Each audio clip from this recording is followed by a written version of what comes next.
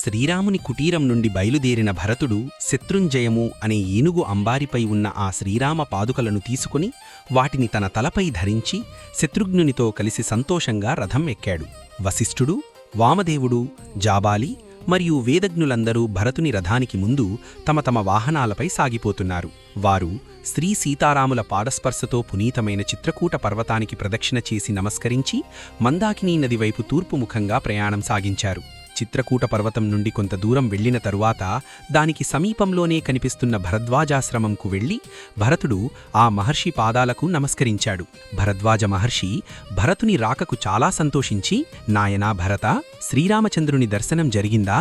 నీ పని సఫలమైందా అని అడుగగా భరతుడు ఆ ప్రభువును దర్శించిన తరువాత నేను, మా గురువైన వశిష్ఠుడు అయోధ్యకు వచ్చి రాజ్యాన్ని పాలించవలసినదిగా ఆయనను చాలా కోరాము.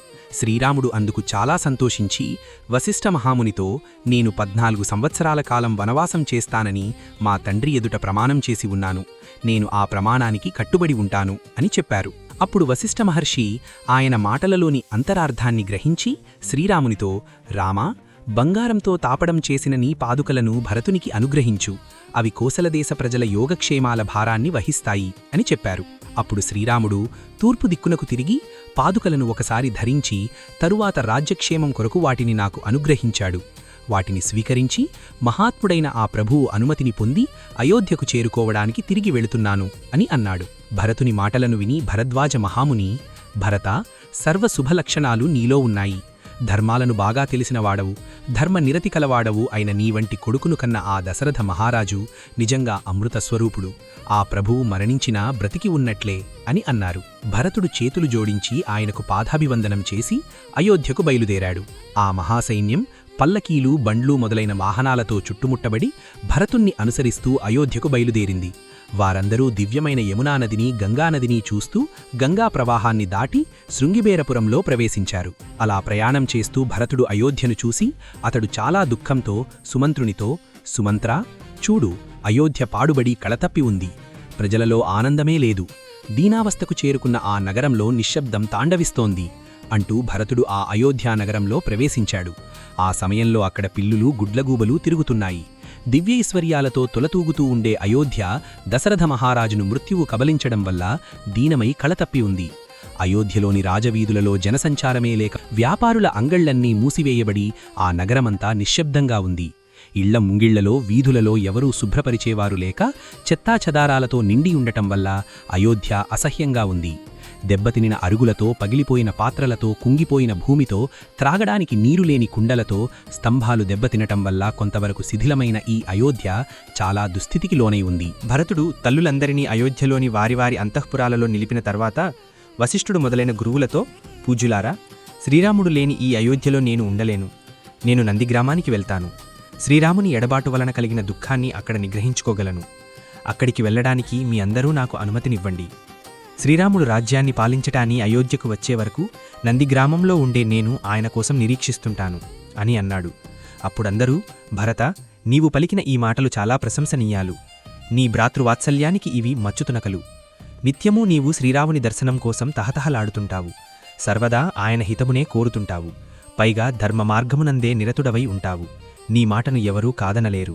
ఎందుకంటే భరత, నీవు ఏమి ఆలోచించినా, చెప్పినా, ఆచరించినా అది ధర్మసారమే అవుతుంది అని అన్నారు.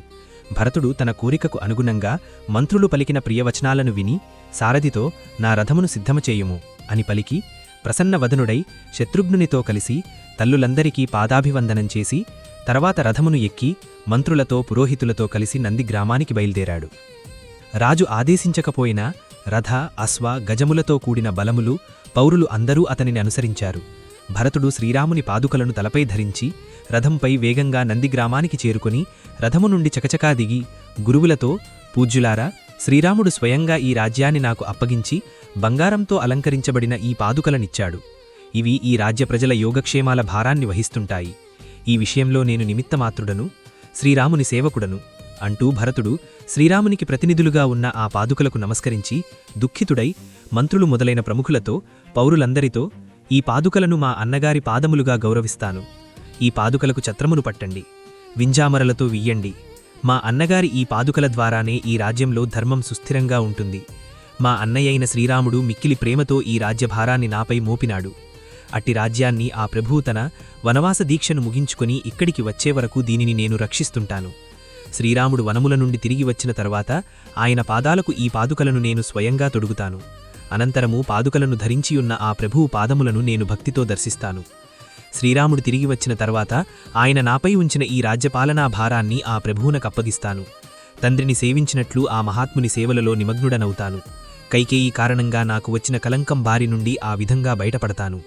నారచీరలను జడలను ధరించి మునివేషధారి అయి సైన్యాలతో సహా నందిగ్రామంలోనే నివసింపసాగాడు. ఆ పాదుకలకు పట్టాభిషేకం చేసి భరతుడు స్వయంగా ఆ పాదుకలకు వింజామరలతో విసురుతూ ఛత్రము పడుతూ వాటిని సేవిస్తుండేవాడు. భరతుడు ప్రతి కార్యము గురించియూ ఆ పాదుకలకు నివేదిస్తుండేవాడు. వచ్చిన కానుకలనన్నిటినీ వాటికే సమర్పిస్తుండేవాడు. అనంతరము తగిన పద్ధతులలో పరిపాలనను కొనసాగింపసాగాడు. ఈ వీడియో ఇంతటితో సమాప్తము.